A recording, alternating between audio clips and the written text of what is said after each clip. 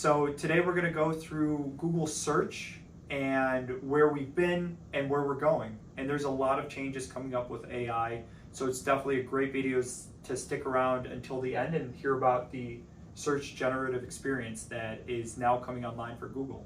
But let's start with where we've been. So Google, if you remember when it came out, it was, now we call it organic, but before it was just all the results. So here I have a little example of what Google used to look like.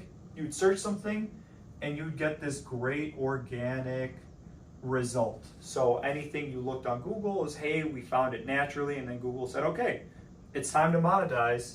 So they had their organic results, and then, I don't know if you guys remember this, back in the day when there would be the ads on the side, it was this like sidebar of ads. If you don't remember this, definitely Google it because it was a pretty crazy view. But you'd have the ads on the side of Google, and then after a few years they said, okay, nobody's clicking on the side, we need to integrate it into the search.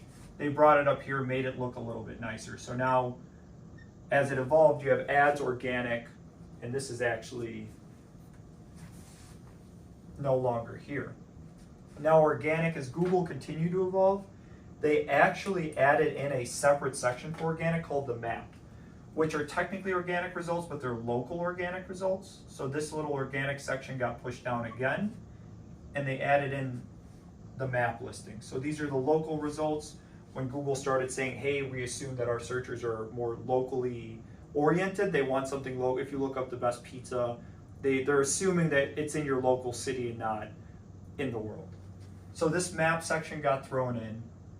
Google continued to evolve and then actually started adding in, and this was more than a few years ago now, but featured snippets, and people also ask. So above the ads in some cases and sometimes below, you'd get a featured snippet.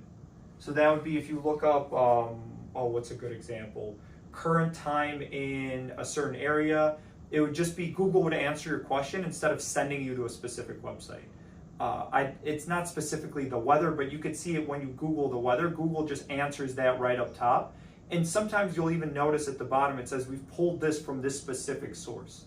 So a good example, one that's near and dear to our hearts, like what's the difference between mold and mildew for one of the websites we run, like that featured snippet was our site Restoration Master Finder.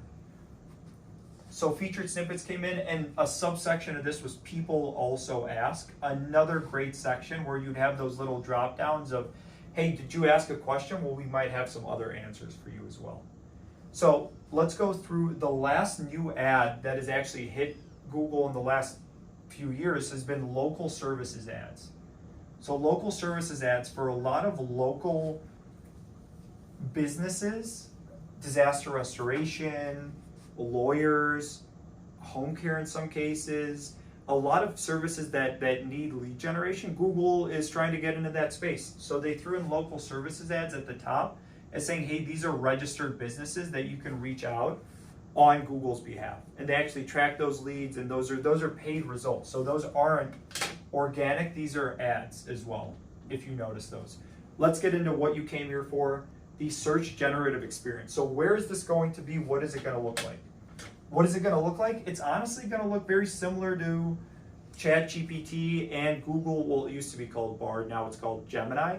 It's going to be their search AI, but for your search, not a specific different website. So when you Google something, they're going to have, and you can even access this today, a little box at the top. And right now we're waiting to see where it gets put in, because you have these local services ads, you have regular ads, but a little box at the top that says, hey, do you have a question on the difference between X and Y, or what's the best pizza in the world? Let Google search generative experience find the answer for you.